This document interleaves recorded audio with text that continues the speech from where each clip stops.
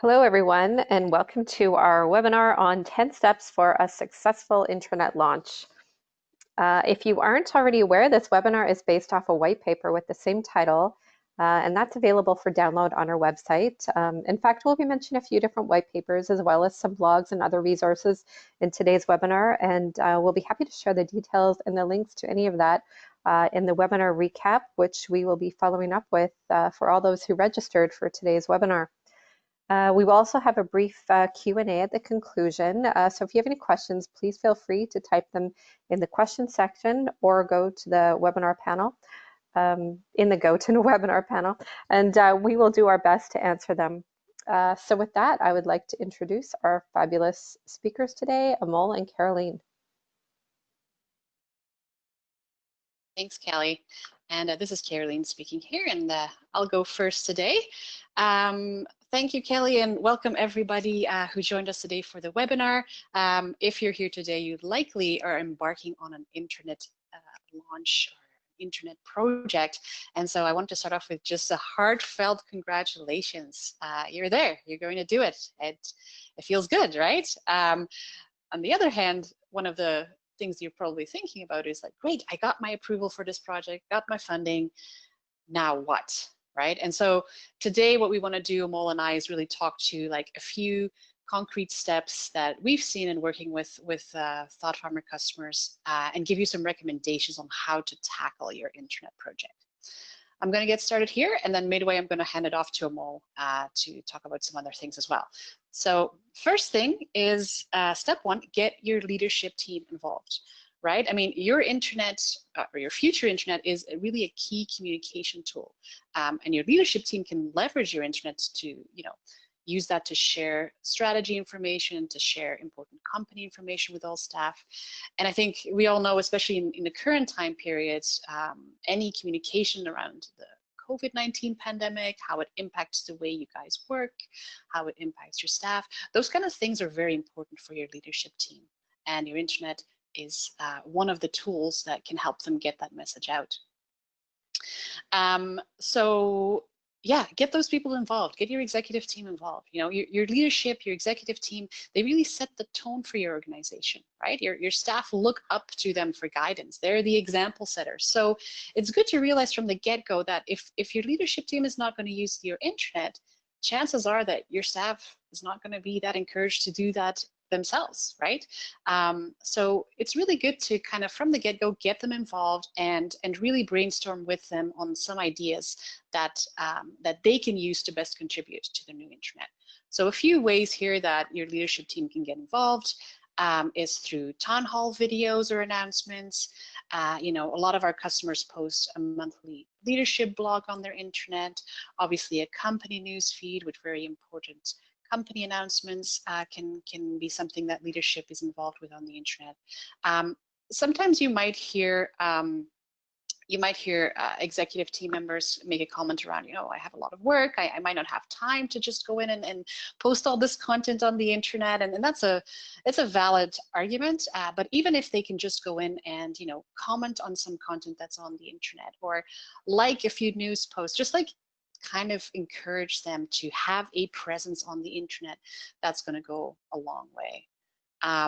Here's an example of how we do those town hall meetings here at Thought Farmer these days. It's an initiative we started once we all started working remotely from our homes, right? Our president every Monday morning comes on a video chat with the entire company, share some important updates, some important news that happened in the last week, either that is related to remote work or some company wins. All the staff logs on, we watch the video, and then after the meeting is done, we actually grab the recording of that town hall meeting and embed it on our company news feed on the intranet. And it's for us that has been very successful in just like keeping our team connected and well informed.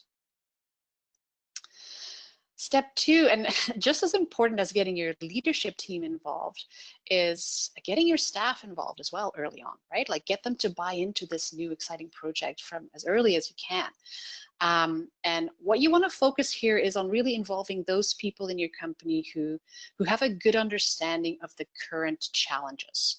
whether it is with the internet you have right now, with the way people communicate or collaborate or share information. And by including them early on, you'll really encourage their buy-in early on, and also prevent that there's going to be any surprises when your intranet is launched, right? And the strongest way for you to kind of work on getting that employee buy-in is to create very specific intranet use cases for your staff, right? So use cases are, they kind of work by capturing how an end user is going to interact with a tool to achieve the goal that they have in mind, right? To achieve their end goal. So in this case, the tool would be your intranet. And one way use cases are really helpful is they focus on not so much on the tool itself or the technology itself, but it focuses on the users of that technology, and it can go a really long way to ensure a successful launch of your intranet. Like Kelly said, we're going to follow up with a recording of the webinar and with a list of links to all of the resources we're highlighting here today. One of those resources is a white paper that we've written specifically on the topic of intranet use cases. So highly recommend checking that out before you're embarking on launching your intranet project. Step number 3, organize your content. And you know, we often hear and say this, like, an intranet is only as good as its content, right? And content organization is a lot of work. Not gonna lie, it is a big task in preparing for your intranet launch. But it's also probably one of the most important parts of ensuring a successful intranet launch, right? And so it's essential to kind of start with a content audit, kind of a lay of the land, right? And a few steps here. The first thing is, like, just think about a format, right? You're going to do this content inventory, content audit task. Decide on what the best format for that would be. What are you going to use to do this? A spreadsheet usually does a good job. That's what we use and for ourselves, and when we work with customers, it allows you to be really flexible with all of the different kinds of information you want to capture about the content you have. Locate your content, right? Where does it live today? Locate all of those repositories of content that you have, which is just really any place that houses information that you want to move to your new intranet.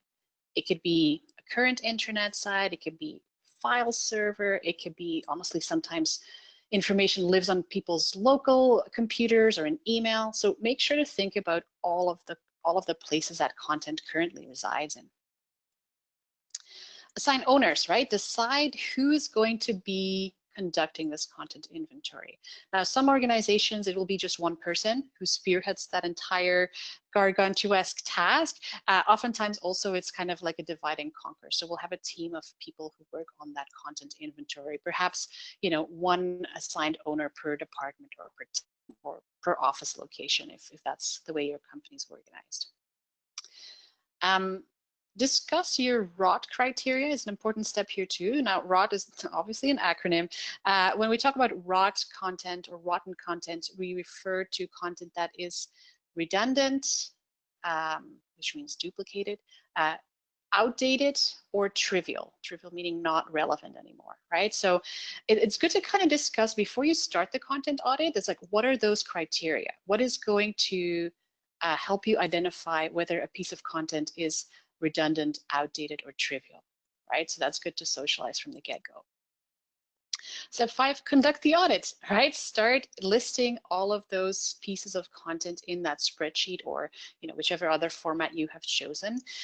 Go ahead and review your results with the team of content auditors. And then step number 7 is, of course, deleting or deciding when you will delete any content that has been identified as rotten, redundant, outdated, or trivial.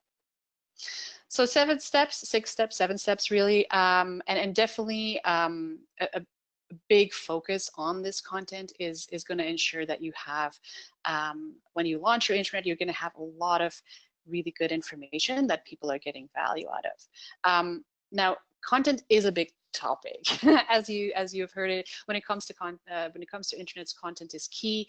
We have a number of further reading and watching to offer for you on this topic. We have a webinar that we did on organizing intranet content, and also a step-by-step white paper guide on the topic of intranet information architecture. So those will be coming your way after the webinar today as well.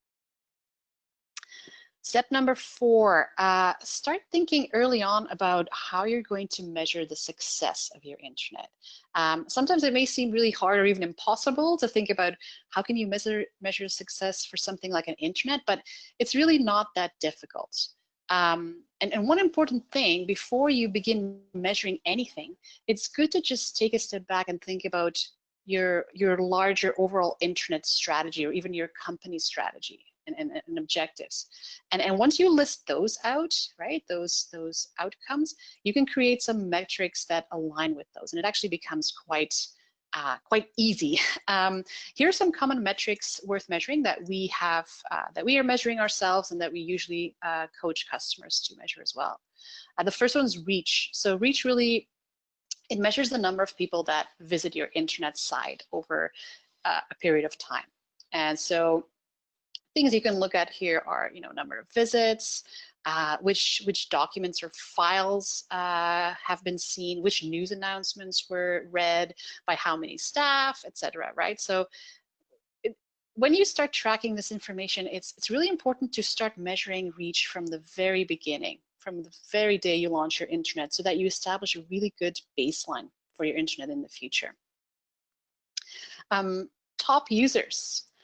Who are those people in your organization who are really your champion users on the internet? The people who use it the most often, or that use it in the most different ways, right? Because these are the people that you're going to want to reach out to often to gather feedback, right? Like, how are you using the internet? Is there any new initiatives that we can push out, or are there any improvements that we can make? And your top users or your champion users, there's also your internet ambassadors, right? You can also think about involving them in educating other staff on, or even training them on how to use the internet. So that's a good thing to keep track of.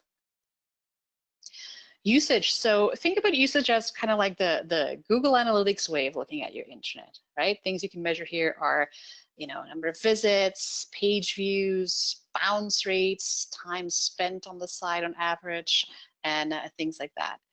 Really the analytics view of your internet.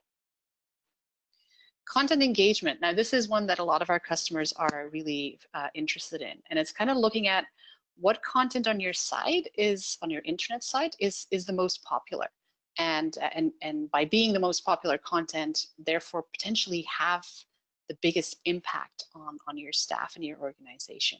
So metrics here are, for example, views, likes, people who are bookmarking pages, people who are sharing or saving content. All of that is going to help you measure content engagement on your internet. Productivity. This metric really refers to any time that your employees save, anything that makes them more productive, more efficient.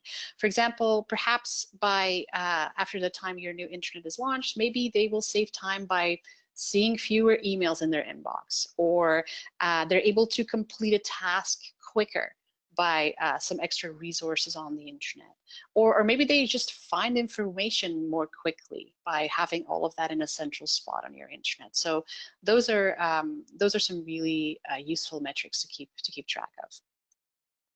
Community metrics. This kind of just looks at how different groups and teams within your organization engage with your intranet, right? So different departments, perhaps if you're a large organization or an organization who has different geographical locations, it's kind of interesting to measure how perhaps differently those people or those groups interact with the intranet.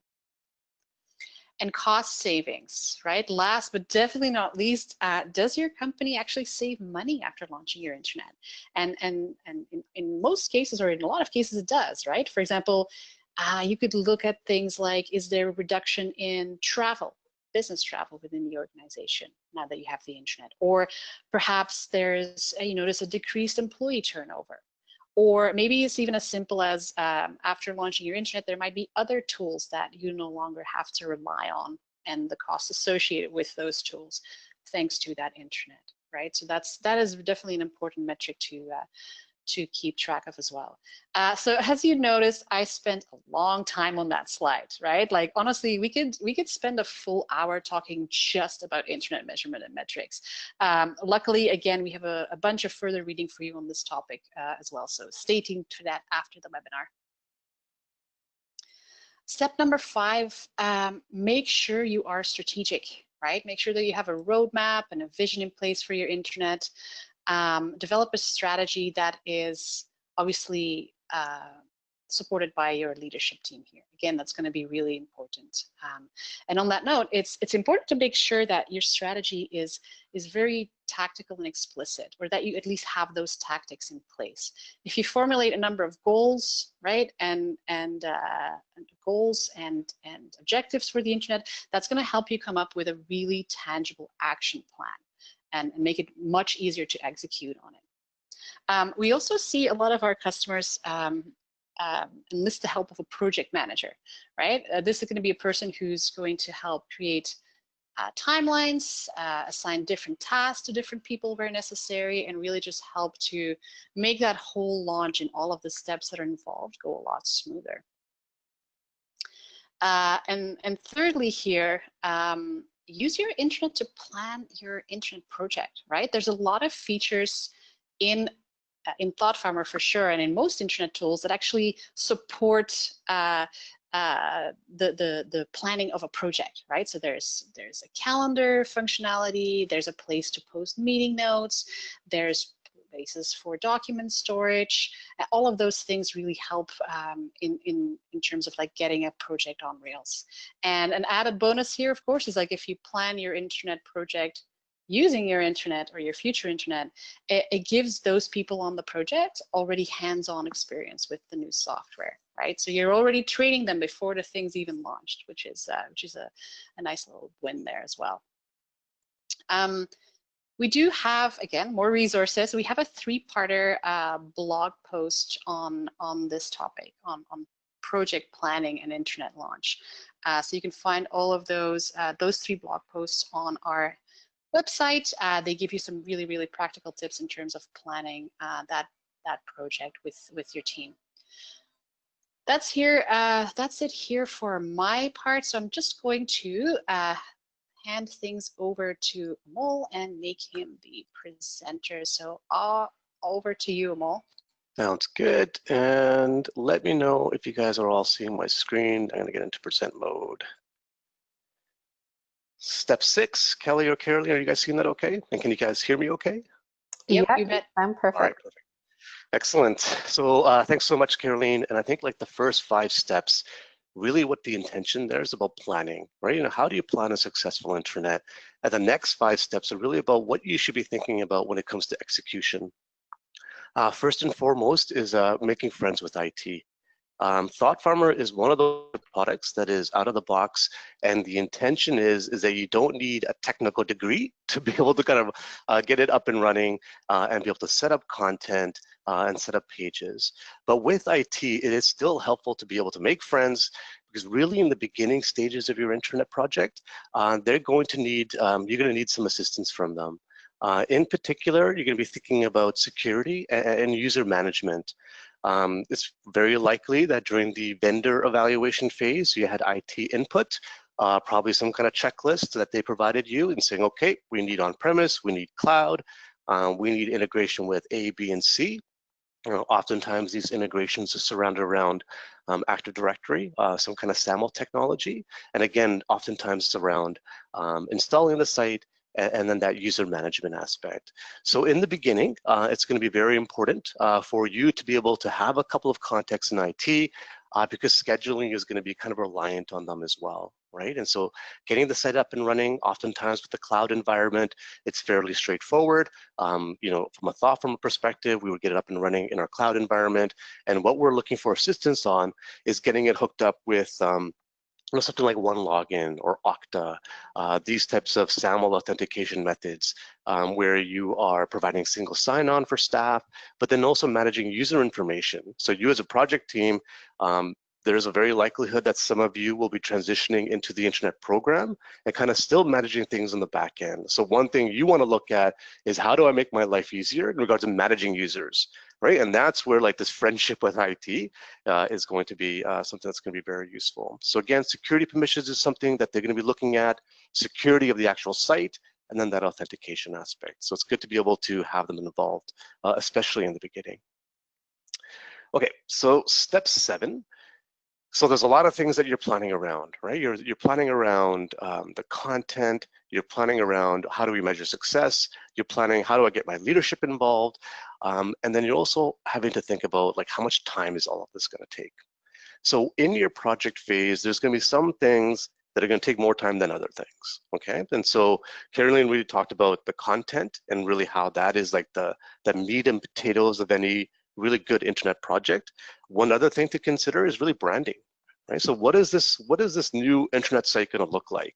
We really see 2 directions when it comes to branding. One is corporate look and feel, right? So here's our public-facing website, Thought Farmer. We just want to make our internet look the same, right? Same colors, same logos. Throw the word connect after our logo, and we're good to go, right? The other direction is we are making the decision that we want to make our internet its own identity, its own persona. Some of the tactics that people will use to be able to go in this direction is perhaps like a naming contest with staff. So you come up with a name, and then you build your branding around that. So an example of the latter, where somebody kind of gave the internet its own identity, is an organization called Integra Credit Union. So this is their intranet. They've called it Checkpoint. They came up with even a mascot. I think the mascot's name is Orbit.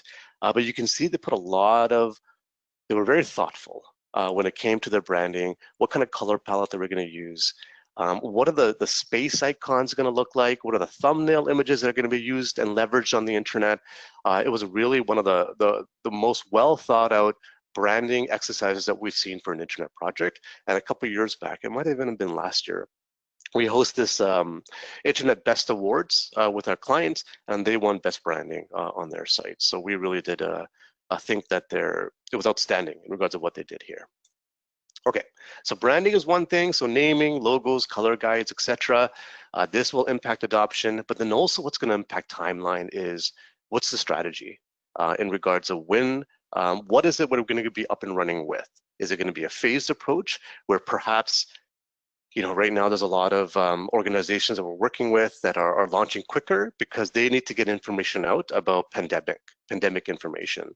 So either A, what does remote work look like now? Because everybody was a transition to remote work, but now B is the aspect of people going back to work, right? How do we share that information?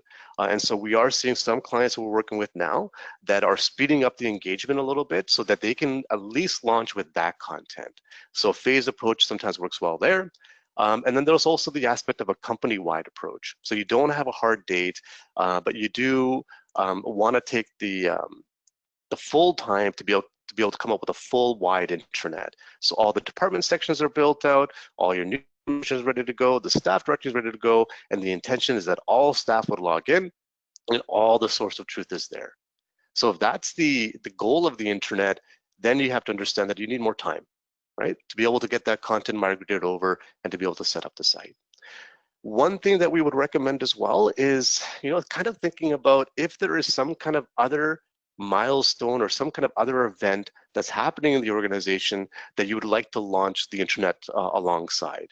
Some things that we've seen work well is like having a town hall, perhaps. Like if you have an annual town hall, a lot of times people were doing that on site. A lot of organizations now are doing it remotely, but maybe also introducing the intranet at that same time, especially with these modern intranets. With organizations that we often work with, they're coming from something that is not so modern, right? I'll probably use the word maybe archaic, you know, something that looks like it belongs in the 90s. So when you introduce a thought from internet, something brand new for them to be able to use, a knowledge base, a place where they can connect with staff, a cultural space where they're learning more about the organization, there's going to be a lot of excitement around that, and they're going to really embrace it. And it is an opportunity of celebration within the organization. So more on all of this type of company-wide launch and some tactics to help you launch better. Okay, so step 8 is realizing it's not all glamorous. So when I use the words like information architecture or card sorting or task testing or internet governance, doesn't sound like a lot of glory involved in any of those activities. But I think one of the one things to consider is that it may not be all fun, and it may not be all glorious, but this is one of those types of projects that can provide exponential value to your staff, right? Again, if you're coming from something that is very poorly managed intranet, or if your news information is only being sent through all staff emails, there's no way for people to connect with one another. You don't have accessibility through a mobile device. These are real pain points that the work that you're doing in migrating the content over, getting the employee buy-in, getting IT support, doing the training so people understand how to use the software, it's not glorious, but it's important, right? Because then they have all the tools that they need to be able to really be successful in their work, and again, to be able to connect with one another. So again, migrating content is going to be a lot of heavy lifting. It's going to be a lot of looking at a spreadsheet. It's going to be a lot of copying and pasting, right? Not a lot of fun there, but at the end of the day, you are creating this wonderful digital workplace for your organization to be able to get to that content, consume it, and be effective in their work. And a lot of times what we hear at the end of a lot of these projects is once people have launched, is now into program, the feedback that staff provide to the project team is oftentimes just really positive, right? That people are able to get their job done better. You've removed a lot of pain points that we've seen a lot of kudos provided to the project team, especially. Okay, so realize it's not all glamorous. It's important to be realistic. Step 9 is having a post-launch plan. Okay, so right now what we're really talking about is pre-launch. So all the stuff that you need to do to get your internet up and running, great, but it's not like something that you would, do you remember the movie Kevin Costner, Field of Dreams, right? When you just build it and they will come, not the same thing, okay? You need to build it, but then you need to make people aware of it, okay? And so there's certain things that you're able to do to be able to really provide awareness to your staff. A few things that we've seen where other organizations leverage is a launch day video. We had lots of people that will use launch day videos with their CEO kind of front and center. CEOs like that, right? They like to be in videos. They like to be able to, share excitement and celebration. So, ask him or her, and I'm sure that they'll be able to say, be happy to volunteer. Holding a no meeting day. This is sometimes harder for some organizations than others, but we did see this one organization, 500 employees, a credit union. They had a no meeting day, right? Just so that they can build the enthusiasm of the internet. They had people in each department wearing a specific shirt. I believe it was a blue one. So they launched this internet, and really it was like a game changer for their organization. So it was a big deal. So now what they wanted to do was build the excitement and also be able to provide support. Okay, so internet was launched. It was a no meeting day. People were going in there, they're checking out things, but then they had questions. That person in that shirt was the person that you would ask, right? So every floor, every department had somebody, and you would go ahead and ask that person. So it was a great way to really kind of get that excitement going. That was back in 2012, that organization, that credit union. They're still using ThoughtFarmer today, and their engagement is just as high as it was then, right? So like launch matters, first impression matters. Posting a quiz of the week, just having some kind of consistent frequency of getting people going back to the internet. Sometimes cultural content, quizzes of the week, that's a nice little tactic there as well. When you first launch your intranet, one of the post-launch activities that we definitely recommend is having, you're gonna have like a news article, okay? You're gonna post this news article, you're gonna say, welcome to the new intranet. Here's this new intranet, here's how this life is gonna make this is how this tool is gonna make your life easier. Oh, and here's a contest that we're gonna run. Complete your profile, first department to complete their profile, first location to complete their profile, you get a lunch. So a very simple kind of a contest, but really valuable at the end of the day, because a robust staff directory goes a long way in adoption. So if you have people's pictures, you have skill sets within ThoughtFarmer now, you're able to search for skill sets, be able to contact people that way. It's like where you see those initial wins of your internet is sometimes right there, just getting to people's contact information. So something to definitely keep in mind when you first launch. And then also what we've seen is other organizations that have done simple scavenger hunts. Okay, so a similar idea, you launch a news article, and here's 10 actions that we want you to take on the intranet.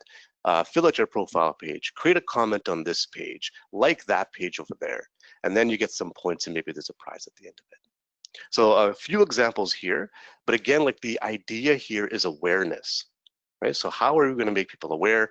These are the examples that I was mentioning, a countdown clock. We've seen some organizations that will, again, build excitement by saying, hey, we're sunsetting this old system in 15 days and this new system is going to be coming on play after that moment, right? Scavenger hunt we talked about, pre-launch posters. This, I believe, was Central One Credit Union that came up with that. And then the launch videos. So this was from South Central, Southern Star Central Gas Pipeline. I hope I said it correctly. This is their CEO, and he was a big part of their launch video and building excitement for the internet as well. And lastly, this is Central One, and this is the one that I believe that the no meeting day, but they named their internet Beacon. So they did that naming contest, named it Beacon, and you can see all the collateral they built around Beacon. So from posters to clocks to like that stairway signs to providing lunch for their staff. So it was a really good way for them to build excitement. These ones, Central One launched in 2013 or 2014, still using Thought Farmer, still very engaged on their intranet. So again, first impressions matter. All right, last but not least, step 10 is getting excited. Okay, so I've had the opportunity of working here at Thought Farmer for nearly 9 years. So I've seen lots of organizations coming in, implementing Thought Farmer. The one intangible factor that I have seen across all successful intranets is enthusiasm, right? Especially within that project team, especially of the leader of that project team. Especially recently, I've seen some organizations, we've been lucky enough to work with Operation Smile, a non-for-profit organization. There is somebody that is leading that project that has a lot of excitement, a lot of enthusiasm, but the big focus here should be is taking that enthusiasm, not only making it contagious, but also directing it, right? In actions and efforts that are coordinated and thoughtful, right? You want to put your energy, and you have a lot of energy, but you want to put in the right actions. So I think the 9 steps prior to this are things that you can think about on how we can take this excitement and really make it in a coordinated effort to have a really successful launch. Okay, so that's it. That was the 10 steps of a successful intranet launch. And again, this is not something that is rocket science, launching an intranet. There's certain ingredients that you're going to put into this pot, you're going to mix it up, and you're going to have a really good intranet, right? And if you are considering launching a new intranet, look at these 10 things. And I'm not going to say I'm going to get 100% guarantee you, but I will think that it's very likely that if you put some thoughtfulness into those 10 steps, really give yourself some time, you're going to come up with something great.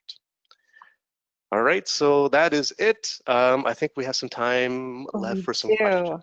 Thank you, Amal. I especially love the Field of Dreams reference. It was a good movie, right, Kelly? It was a great movie. It made me cry. Yeah, I mean, we are sort of short on time here. We did go a little bit over, but we do have a few questions, so we will try to get to as many as we can. Cecilia she says, I am undergoing a redevelopment of our intranet. At what point do we do an intranet satisfaction survey? And do you have any tips on what that survey should include? That's an excellent question. I was happy to see that question, and I think it's great, Cecilia, that you're already thinking about doing that kind of surveying to your staff. I think when we talked about there earlier in terms of measuring how your intranet is doing and how it's performing, we focused mostly on sort of quantitative data, right? Like number of views, number of people logging on, top users. I think an intranet satisfaction survey can really put those numbers in context with adding some qualitative color to that.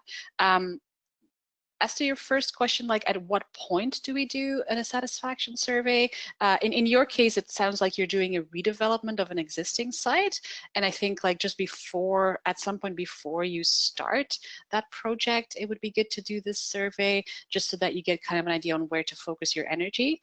I think for those of you who are starting a brand new intranet project, what we always recommend people is kind of, conduct an intranet satisfaction survey before you launch your new intranet. get like a baseline going there, right? Like what are people currently feeling, what are their current pain points, and what do they think about intranets and communication today, and then repeat that survey, right? Like repeat it the next year or 2 years after, and kind of see, compare it to your benchmark and see how those things have changed. And that can oftentimes give you a lot of valuable insights into the impact and what kind of impact your intranet's having. In terms of, any tips on what the survey should include, again, I feel like that's another webinar altogether. So I think it's a number of different, I think you want to just like survey your staff as widely as possible. So not just in terms of the tool, but also the content that lives on that tool, right? So what is the quality of the content? Does it help you get your job done? But then also, how does that person feel about the way they get to that content? And that's then more kind of like surveying people on how they feel about the tool itself. Is it easy to use? Does it save you time? Is there an enjoyable, is it an enjoyable experience, right? So those kind of things. I won't go on here for too long. I would like to mention that we have a really great write-up on this on our blog. It might even be, yeah, it's a fairly recent post, and we're happy to share that as part of the webinar follow-up as well. It goes into a lot of those which questions to include there, Cecilia, so I think you'll enjoy that. Yeah, thanks, Caroline. I was just going to say the same thing. I know that we have at least 2 different blog posts where we go into the specifics of intranet surveys. I think we even have one where we give sample questions. So yeah, we could definitely include that in the recap. Susan has said, you mentioned the importance of getting leadership involved. Any idea how to make this happen? How can I get them to be as excited as me? Is that one for me? I think so, right? Go ahead, answer that. Yeah. Well, I think there's the big key items with leadership and getting them involved is speaking their language, right? And understanding what is important to them. Oftentimes with leadership, they're in these leadership meetings, they're coming up strategies for the organization, and what we've been observing is that a lot of these strategies, when it comes to intranets and how they can be aligned, is the modernization of infrastructure, okay? And also improvement of engagement when it comes to communications with staff, and just improvement in regards of getting to content, right? There's a lot of different things that maybe leadership is thinking about, but what you want to do is figure out what is important to them, what are they prioritizing, and then aligning with them. Right, I recall there was this one organization that we worked with, which was Insurica. So Insurica is this insurance company, and they're made up of a bunch of other insurance companies. So much acquisition, and there was over like 20 acquisitions. And so one of the big challenges that their organization was having was feeling part of one Insurica. So their CEO, their executive team was 1 year, they're like, okay, this has got to be our mandate, is that we got to make everybody feel like they're part of one Insurica. So he kept saying one Insurica, one Insurica. And so the person that was running the internet project at that time, had their ears open and said, okay, you know what, we should piggyback off that. So he started working with the executive team and saying, hey, we have this internet launching. I'm going to call that Insurica One, just like what you said, Mr. President. Right? Mr. President was very happy. And so then they got the buy-in there from the leadership team, and that was a very successful launch as well. So trying to get them involved with strategy, but then B is post-launch, right? So here's another tactic for post-launch, is that if you want people to communicate and feel comfortable in doing so, make sure leaders are doing so as well, right? As soon as you see a president, making a comment, other people, frontline staff are going to be feeling more comfortable in making comments as well, right? So buy-in, is going to be important. I hope that answered Susan's question. Yes, thank you, Amal. I have another question that I think is very timely. Any thoughts on how to make an intranet launch happen now that my organization is remote?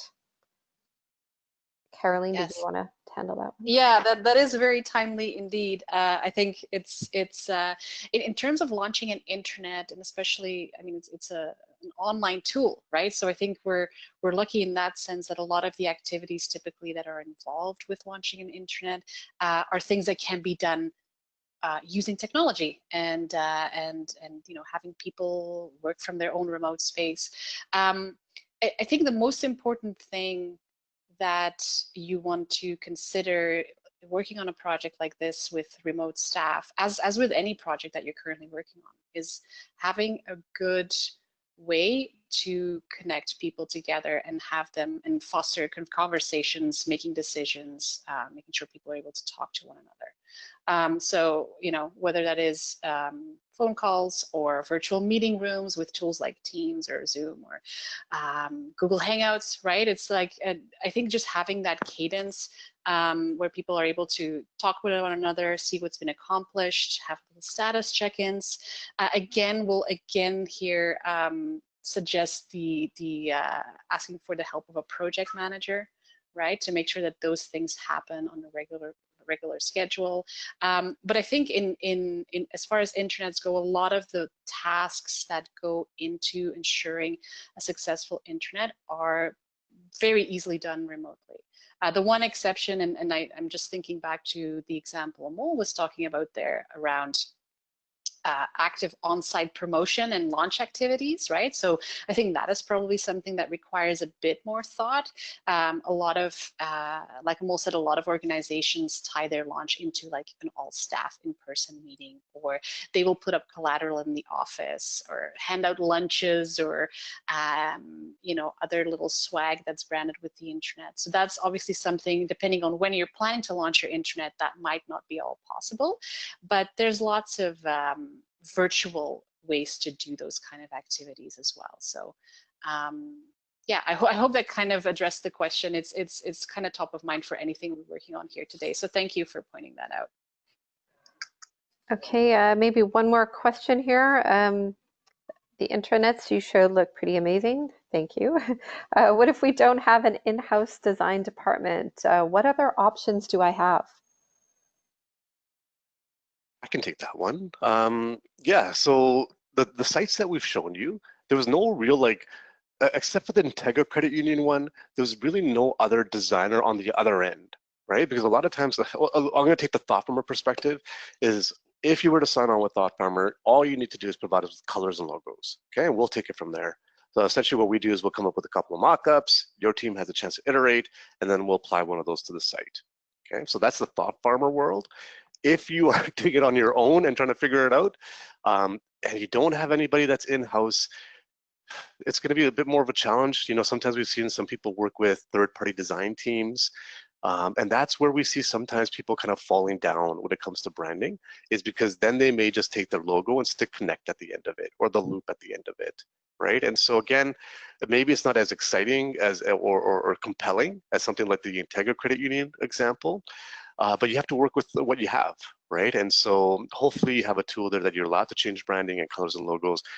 And if you don't, then that's something that's going to be a challenge, right? Is that you want it to look like you at least a corporate you, right? If it's not going to have its own identity and persona. So. Thanks. I just have one more question. I know we're short on time, but I'm gonna add this one last one in here. Victor is asking, with most companies moving to Office 365 and SharePoint, one of the included applications, Yeah, no, I understand this question. This is something that comes up often, right? It's like, okay, we have Office 365, we have SharePoint, it's free. Why do we have to go with something like Thought Farmer? And so I think the one challenge that we've seen with organizations that are running SharePoint is that it's a tool belt, right? You can build a lot of different things with it. It was never intentionally made to be an intranet product. So one thing that you're trying to do is you're trying to work around within SharePoint to build it out as an intranet product. Now you can, the challenge is that it takes a lot of development hours to be able to get to something that you've envisioned. And so this is something that does come up a lot. And one thing that we would recommend is definitely in the beginning is understanding your objectives. Okay, so if you have 10 objectives, if these 10 objectives are like, we need a staff directory, we need an internal news vehicle, we need a place to put documents, we need profile pages. Okay, very standard stuff, very meat and potatoes stuff for out-of-the-box internet products. Okay, then the other example is we need an integration with our ERP system. We need workflows with lists and setups with our other proprietary systems, things that you need to build out.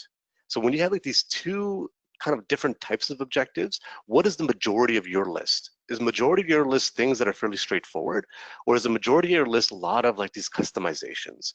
If it's the former, where it's a lot of standard out of the box stuff, that's really what you want to kind of think about, because it's going to be cheaper in the long run. You have a vendor, they're going to provide upgrades, they're going to provide all the support for it, versus having to build that out in SharePoint and get to put all these development hours into a build where you can simply just buy it for maybe 1/3 of the cost, right? But again, if it is more customizations, SharePoint is going to be a better fit there. Now with Office 365, we do have integration with Office 365, and kind of the way that we're seeing people use it is for document management. So you may have some documents in Office 365, but you want to make it visible in other systems, right? Because not everything is going to be living in Office 365. Unfortunately, it's not made in a way that your staff are going to be living in it as well. So the internet is really valuable when it comes to communications and also having like a central place for that content. So yes, you may have content in the internet, but if it's living in Office 365, at least you can embed it, or at least you can link it.